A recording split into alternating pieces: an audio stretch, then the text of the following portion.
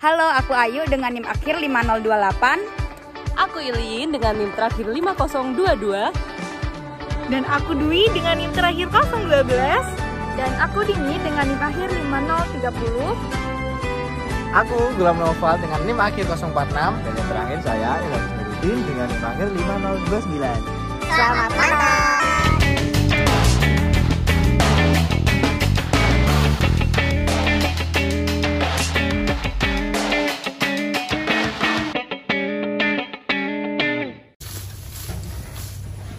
Aku capek-capek nyari rumput, sapiku kok nggak mau makan yuk. Ada masalah apa yuk? Kayaknya aku harus telepon dokter deh.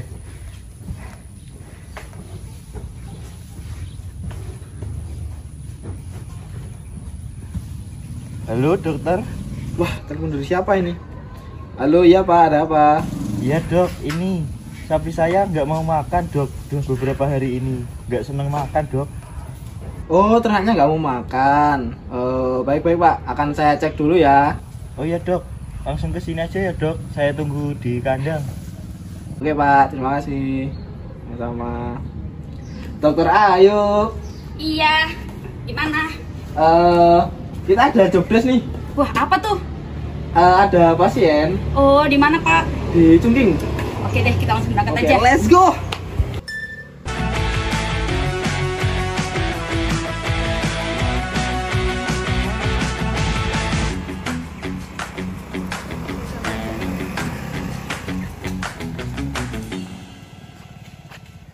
Akhirnya sama juga dok.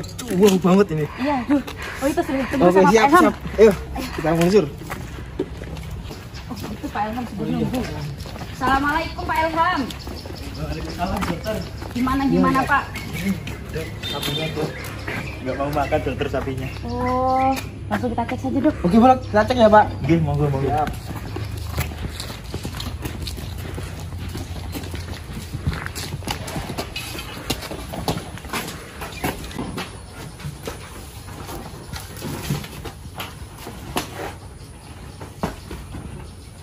Pak, boleh lihat feses dari tadi pagi atau semalam?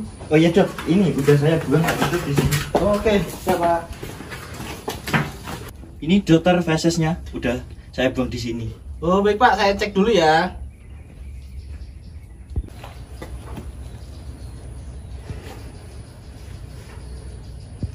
Wah Pak, dari tanda-tanda feses dan dari kondisi fisiknya, sepertinya ini tanda-tanda cacingan Pak. Sebelumnya udah pernah diberikan obat cacing secara berkala belum?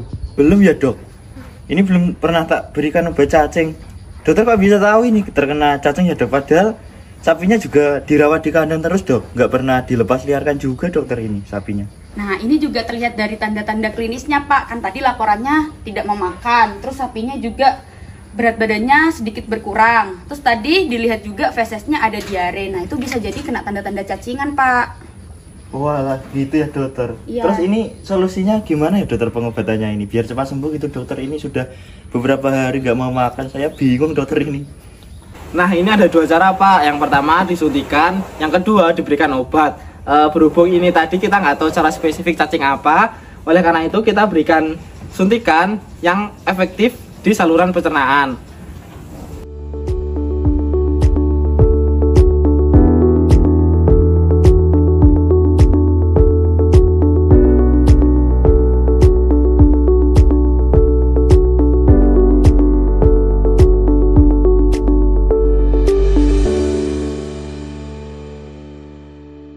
Nama lengkap bapaknya tadi Pak Ilham siapa? Pak Udin, Pak Ilham Udin. Umur sapinya berapa Pak? 2,5 tahun. Mungkin ada yang ditanyakan lagi Pak. Oh iya dokter, ini kan jadi saya itu kan baru mulai merintis ternak, termasuknya peternak awal. Saya juga kurang paham akan kesehatan hewan, terus tanda-tanda gejala yang muncul ketika hewan itu sakit gitu. Termasuk salah satunya yang cacingan ini tadi dokter. Nah selain peternak sapi kan saya juga ada ternak kambing. Nah jadi cacingan yang ada di sapi saya itu apakah juga dapat menular ke ternak kambing saya ya dokter? Takutnya nanti ternak kambing saya juga terinfeksi cacingnya dokter. Oh bisa saja Pak, karena kan jenis pakannya sama. Saran dari kami, apabila Bapak setelah selesai merumput, lebih baik pakan tersebut dijemur di terik matahari selama 1-2 jam sedikit layu, kemudian diberikan kepada ternak. Oh iya, jadi pemberian obat cacing ini sangat penting ya dokter bagi kesehatan hewan. Penting banget Pak, karena apabila di ternak Bapak terdapat cacingan kan badan ternak tersebut mengurus dan produksinya tidak maksimal. Oleh karena itu penting sekali pemberian obat cacing secara berkala. Dan cacing tersebut bisa juga masuk ke dalam tubuh manusia. Oh iya Pak, saya juga baru tahu ini Pak. Terus untuk langkah selanjutnya bagaimana ya Pak ini? Kan ini tadi udah diobati, terus apakah ada obat-obat yang lainnya yang diberikan setiap bulan apa gimana gitu? Oke, nah ini kan tadi saya mengisi datanya Pak Elham ya. Terus ini untuk nanti jadwal pemberiannya itu secara berkala. Jadi nanti kami 2 minggu lagi kemari untuk melihat hasil terapi yang tadi kita berikan berupa suntikan itu Pak. Oh gitu dokter. Baik, kalau gitu kita izin pulang dulu ya Pak ya. Oh gitu dokter, nanti 2 minggu berikutnya dokter kesini lagi ya? Iya, kita kesini lagi. Oh gitu dokter. Terima kasih Pak Iya, Elham. hati-hati di jalan ya dokter. Iya Pak.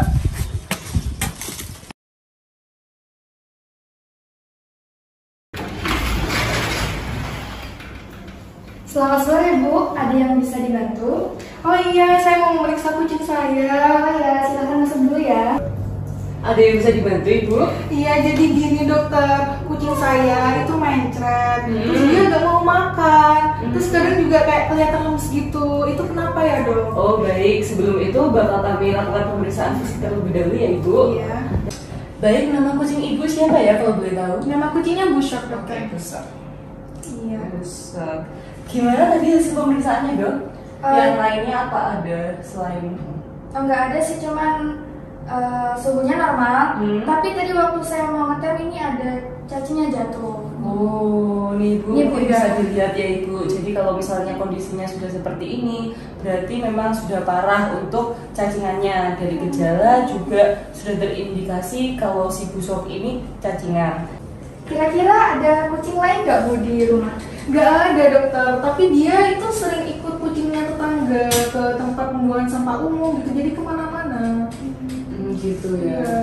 Nah jadi emang itu ya Ibu, penyebabnya kan sudah tahu kalau kucingnya sering main keluar-keluar. Nah mana lagi kan kucing kan nggak pakai sandal ya Ibu, jadi di kuku-kukunya itu bisa aja tanah itu kan masuk dan itu bisa aja ada telur cacing, makanya kucingnya Ibu itu cacingan seperti itu. Untuk pemberian obat cacingnya gimana ya dok?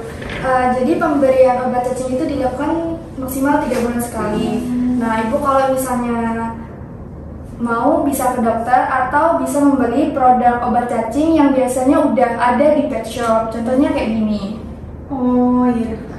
Nah jadi untuk biar nanti Ibu di rumah untuk pemberian bulan berikutnya kalau misalnya mau memberikan sendiri, kita saat ini bakalan melakukan perlakuan yang pemberian tablet ya.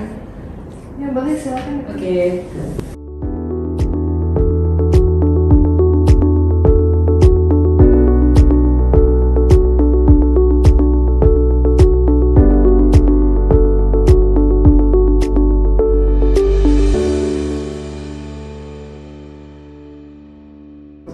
Penting nggak sih dok pemberian obat cacing itu? Nah, pertanyaan bagus Ibu. Jadi pemberian obat cacing ini penting banget buat kucingnya dan buat Ibu.